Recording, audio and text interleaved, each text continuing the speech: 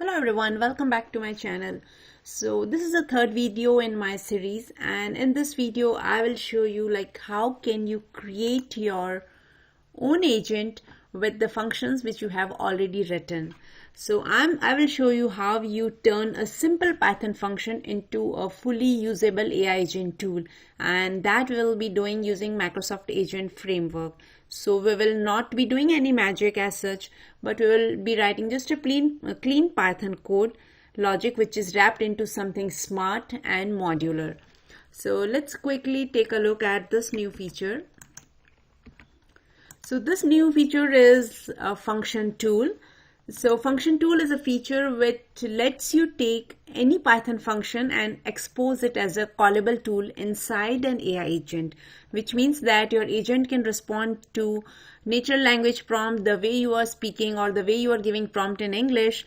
It will work the same way and it will trigger your function automatically based on the inputs or based on the structured output, whatever you have configured. So in this video, I will show you how I wrapped a very simple Python function into a tool. Then I registered that with the agent and triggered it with natural prompt. So it's very clean, very fast and ready for the production. So let me quickly show you how you can utilize that. So very first thing we need is to go to the Azure portal, and here we need to create a new resource group if you have not already created. So in my case, I have already created a resource group which is sitting in East US. Next thing is we need an instance of a GPT model. So either you can directly go ahead and create an instance using Azure OpenAI.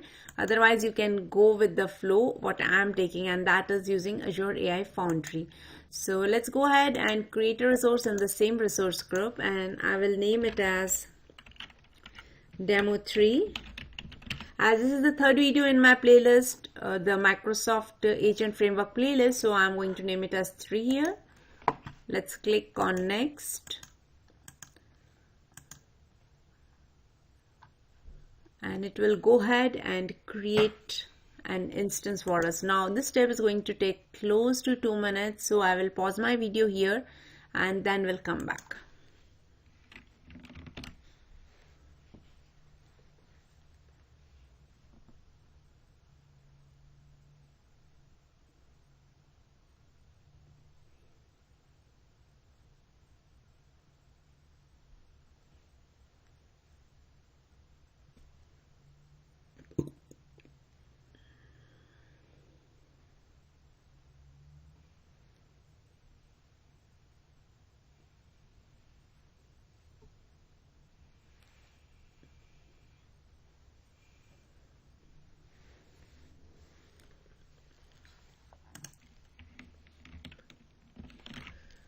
We are almost there. So resource is created. Let's go to the resource and let's go to this Azure AI Foundry portal. So I will click on this and it will open up a new tab where you will see all the endpoints and the keys.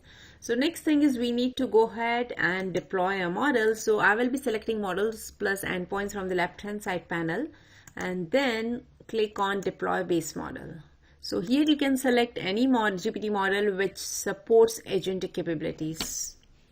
So I will go with GPT 4o and here it is. Click on confirm and make sure that you are selecting or you are having the correct resource group over here. If you want, you can click on customize and change these parameters. Otherwise, just click on deploy. Now it will go ahead and deploy a model for us, so you can see it is ready. If you want, you can click on this open and playground and just play around it. Next thing is I need to show you few lines of code which you must have already seen. So what I'm doing here is, let me close these first. The very first thing is you need to install the packages. So you need Agent Framework and the Python.NET env. If you are reading it from the environment variable, you may not need this one, but I just kept it over here. Second thing is the function. So in my case, I have created this sample function, which is generate GUID. In your case, you must be having any other function written in Python. So make sure that you are having a description and then you have the function body. So I'm just returning something rather than doing anything fancy here. So you can define as many functions as you want. You can have different files. It's completely on you how you want to define your functions. So this is my function, and this function I'm going to use as a tool. So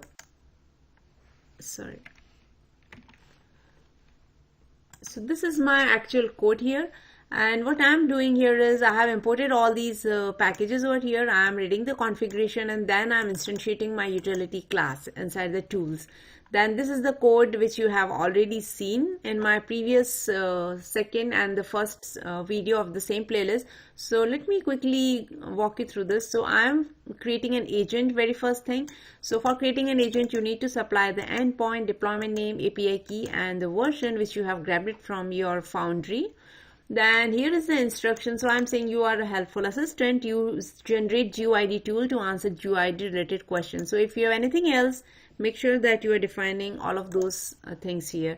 Then you need to provide the name of your agent. So I'm just saying demo agent 3, and this is the place which is different than what we have done in our previous videos. So tools, and here you need to define all the tools which are available. So in my case, I'm having only one generate GUID, but let's say if there are multiple functions defined in that, then you can simply say something like this. You can define as many as you want. This is actually a list, so that's not a problem. Then once it is defined and the tools are associated with the agent, then I'm saying, okay, this agent is ready to use. And this is very simple code where I am running an infinite loop, wherein I'm just talking with the user and then running the agent using this particular line. So let me pause this video, set all these variables, and then we'll have a quick walkthrough of this demo.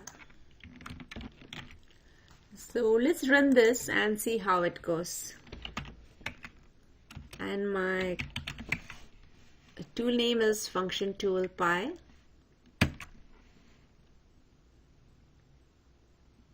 Now you can see that the agent is ready. I will simply say hi, and then we'll ask some question. Okay, so can you get me a GUID? And here you can see that it came up with a response that here is the GUID. GUID is just GUID. So rather than actually generating the GUID by using its own mind, it is actually calling my function. So this was our function. And here you can see that we are actually generating this particular string rather than actually generating the GUID. So the overall idea, what I'm trying to say is whatever the function we are defining as a tool, whatever function we are associating as a tool, this particular flow will call only that function. Although this problem can be solved by LLM itself, but still we want our own implementation to be called. So that's what we are doing over here. So I hope you got an idea. I hope you got an idea about how we can use this particular feature. And if you're building modular agents or want to integrate AI into your existing Python workflows, then this is the feature to start with. So like, share, and drop me a comment if you want to extend this with real APIs or multi-tool chaining. So that's all I have for today. See you in my next video. Thanks for watching.